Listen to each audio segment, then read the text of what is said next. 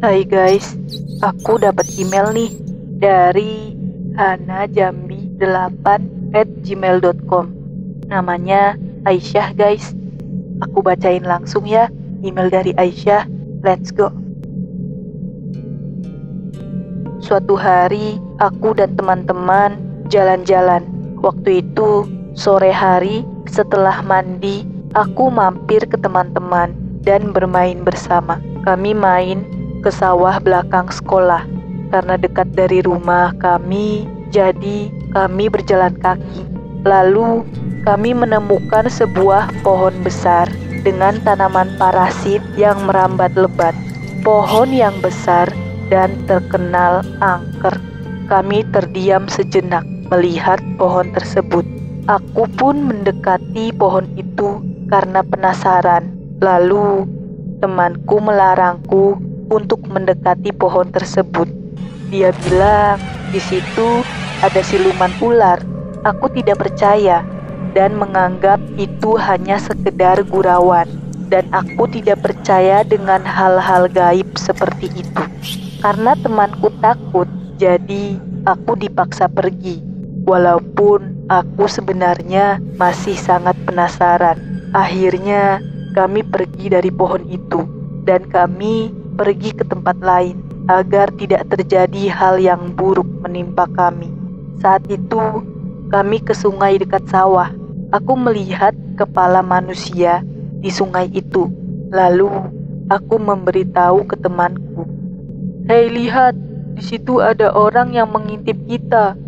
Teman-temanku menyebarkan pandangannya untuk mencari yang aku maksud. Aku terus menunjuk kepala manusia itu, meski yang lain tidak bisa melihatnya. Siapa manusia yang mengintip itu? Dan kenapa teman-temanku tidak bisa melihat kepala itu? Sebenarnya apa yang aku lihat? Hari berlalu, maghrib pun tiba. Aku dan teman-teman bergegas pulang sebelum hari menjadi gelap. Tiba-tiba, saat aku membalikkan badan, ada seseorang yang menahan kakiku. Aku pun terjatuh karena tersandung dan tidak bisa berlari. Aku bingung. Setelah aku lihat, tidak ada tangan yang memegangi kakiku. Padahal aku yakin ada sebuah tangan yang menahan langkahku. Segera aku berlari, meninggalkan teman-temanku yang bingung dengan sikapku ini. Ya, karena aku terlihat jatuh sendiri, padahal aku merasa ada yang menahan kakiku. Teman-teman berlari menyusul. Mereka bingung karena aku terlihat ketakutan dan lari terbirit-birit. Aku bercerita sedikit tentang kakiku yang ditahan saat hendak berlari. Teman-temanku ketakutan. Mereka berpikir kalau itu adalah ulah siluman ular yang tidak menampakkan diri. Aku mengajak mereka berlari karena di daerah ini berbahaya. Kami berlari bersama, dan sejak itulah kami tidak lagi berani datang ke sawah belakang sekolah. Begitulah cerita dari Aisyah. Seru kan? Makasih ya Aisyah udah kirim pengalaman seru kamu ke emailku. Kalian jangan ketinggalan teman-teman. Kirim cerita kalian ke ceritamisteriku.id@gmail.com. Thanks guys. Bye.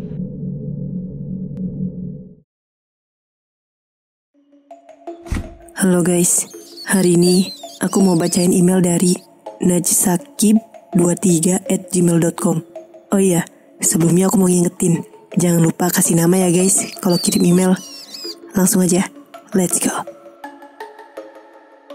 Halo kasih, namaku Tia. Aku mau cerita tentang pengalaman horor yang sampai sekarang terngiang-ngiang terus di otak. Kadang kalau teringat, bulu kuduku langsung merinding. Kejadian itu waktu aku kelas 1 SMP. Sore itu keluargaku mengajak ke rumah saudara. Tapi aku tidak mau. Aku lebih memilih untuk di rumah saja. Karena kalau ikut, biasanya aku selalu diledeki atau digoda. Ya walaupun cuma bercanda. Kebetulan juga tugas sekolahku banyak. Jadi lebih baik aku mengerjakan tugas saja di rumah. Saking lamanya aku mengerjakan tugas, aku merasa bosan. lalu memutuskan untuk menonton film horor di laptopku. Aku tidak takut kalau cuma nonton film horor, walaupun sendirian. Lagi asik-asiknya menonton film, pintu kamarku tiba-tiba ada yang mengetuk. Aku kira Bibi ada di rumah. Aku turun dari tempat tidur dan langsung membuka pintu kamar. Ternyata tidak ada siapa-siapa. Pikirku, Bibi cuma iseng. Jadi aku lanjut nonton film. Baru beberapa menit menikmati film, bel rumahku berbunyi. Seperti ada tamu yang datang. Tidak seperti biasanya. Aku tiba-tiba merasa takut. Bel kembali berbunyi. Sepertinya memang ada tamu asli. Aku memberanikan diri keluar kamar untuk membukakan pintu. Kejadian sebelumnya terulang lagi. Di luar tidak ada siapa-siapa. Aku semakin merinding dan takut. Aku berlari masuk ke dalam kamar. Tidak lama, mamaku menelpon. Mama berpesan padaku, kalau ada yang menekan bel rumah dan tidak ada orangnya, jangan dibukakan pintu. Aku sedikit tersentak karena barusan sudah aku lakukan. Aku pun bertanya kepada mama, memangnya kenapa? Dan mama pun menjawab, tetangga kita 10 hari yang lalu meninggal.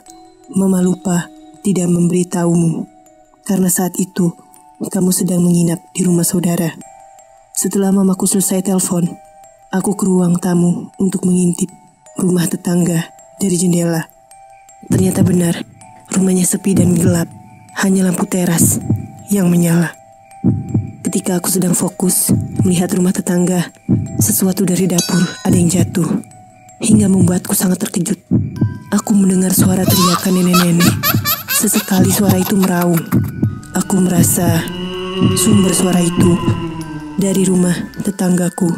Saat aku kembali mengintip, aku melihat genderuwo berjalan di teras rumah tetanggaku. Terdengar juga teriakan wanita di rumah tersebut, disusul tangisan anak kecil meminta tolong. Badanku terasa sangat lemas dan aku sangat takut. Sambil menangis, aku kembali ke dalam kamar. Aku sembunyi di bawah selimut dan menelpon mama. Aku memohon pada mama agar cepat pulang. Awalnya, mama menolak karena hari sudah larut malam. Mereka di rumah saudaraku juga siap-siap akan tidur. Mendengar aku menangis, mama dan yang lainnya akhirnya pulang. Dan aku pun bisa tidur dengan nyenyak. Keesokan harinya, aku menceritakan kejadian semalam pada orang tuaku. Orang tuaku terkejut, tapi seolah-olah mereka tidak percaya bahwa aku mengalami hal tersebut. Barulah orang tuaku menceritakan sesuatu yang menyerikan. Katanya, dulu rumah itu dihuni oleh orang Jepang. Nama anaknya adalah Toshio. Dia dibunuh oleh ayahnya. Ibunya juga dibunuh oleh sang ayah. Tidak lama Pak RT datang. Terlihat sedang mendampingi sebuah keluarga, ayah, ibu, dan 1 anak. Ternyata keluarga itu kerabat jauh dari tetanggaku yang sudah meninggal. Kata Pak RT, rumah itu akan dihuni oleh mereka. Aku merasa senang karena rumah itu tidak sepi lagi. Cerita dari Tia serem juga ya. Aku juga bakal keinget terus sih suara teriakannya. Buat yang lain, jangan lupa kirim cerita kalian ya. Sampai jumpa lagi. Bye.